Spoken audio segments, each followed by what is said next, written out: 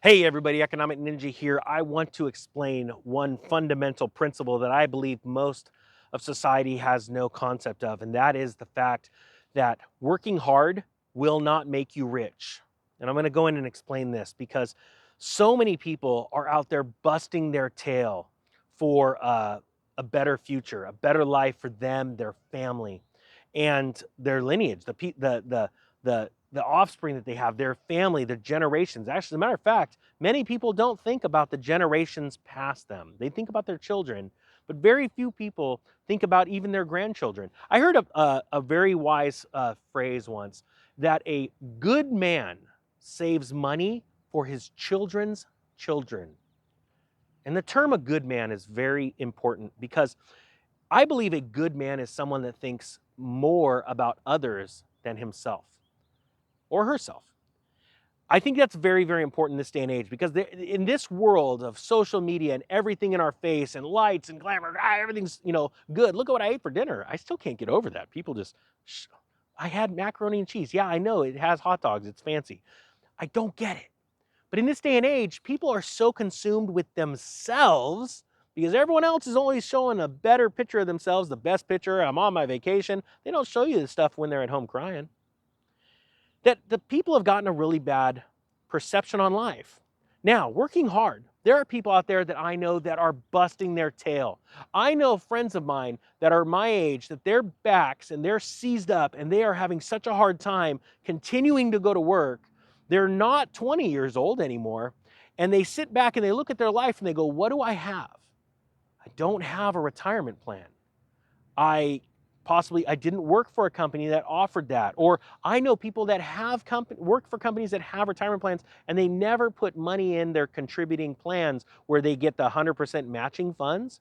And they've been working there for 25 years and never once because it was too much to have $100 taken out of a check or $300 taken out of a check. But every month you would have gotten free money. And people don't think like that, but they're out there busting their tail.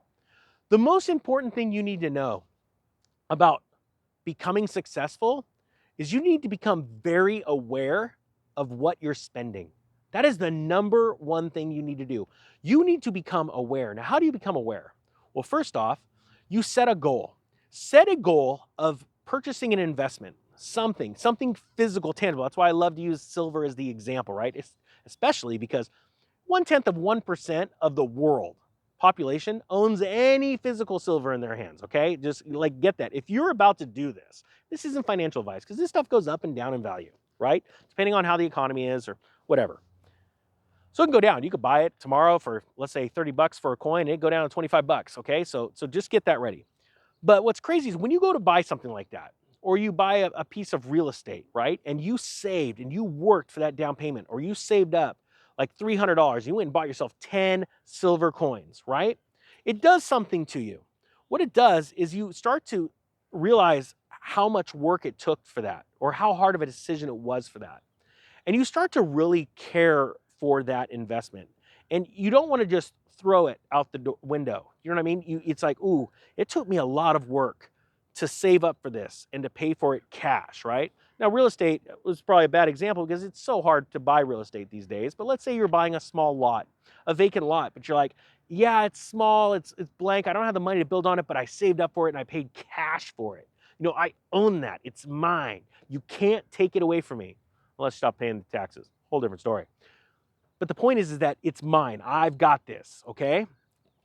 You start to really care for that more. You wouldn't want it to just go out and you wouldn't sell it for a loss. You wouldn't get scared. You know what? It's important.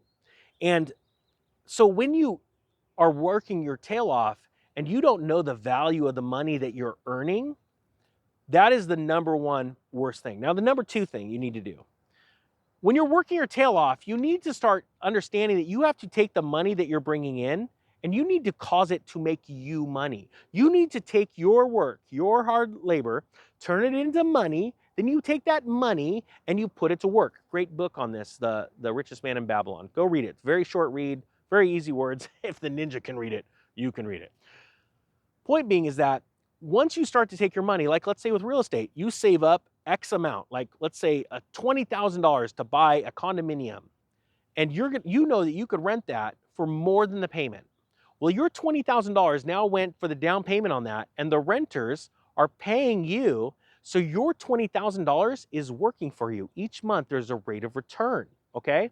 Very similar to when interest rates were much higher and you would take that $20,000, put it in the bank, and you'd see a good rate of return. You'd see 5 or 6, maybe 8%, depending on what year you were putting money in a savings account or a money market fund. And then you go, man, after a while, if I put X amount in there, I could be making the same per year in interest that I do working. That would be amazing, okay? So that's the number 2 thing, is you need to have your money work for you, okay? Then the number 3 thing, and I think this is the most important thing people need to understand. When working your butt off, you need to realize that you're not, and this goes back sort of number 1, you can't do this your entire life. That you get older, our bodies slow down. I mean, we're only built for so much, right? So you need to use that almost as a fear and go, I'm afraid that there's a day that I won't physically be able to work. And use that fear as motivation to start learning how to invest or how to work smarter. You see, a lot of people, they have great skills. What they don't realize is those skills may translate into a whole new skill set, like supervising others, right? Moving up in your company, or quite frankly, starting your own business. That could be another really big push. Now, a lot of people say, I don't have the time to start a business. Well, how many people work in a field where they are an expert, a subject matter expert, right?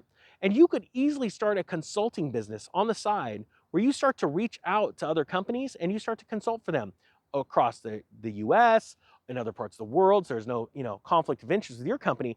But I've even seen where employees of a company, this is epic, they're doing a good job, they can't move up the ranks, they start a consulting company, they advertise to the company that I have a consulting company and I have a way outside of my job scope to fix one of your problems.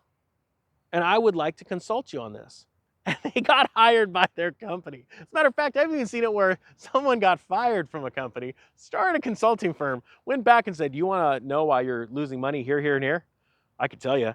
And they go, what? And they go, yeah, just hire me as a consultant. And they got hired as a consultant.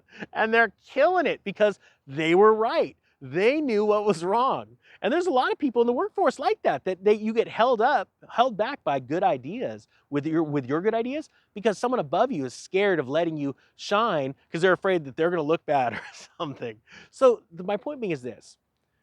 Working hard does not get you anywhere if you don't know what to do with your money.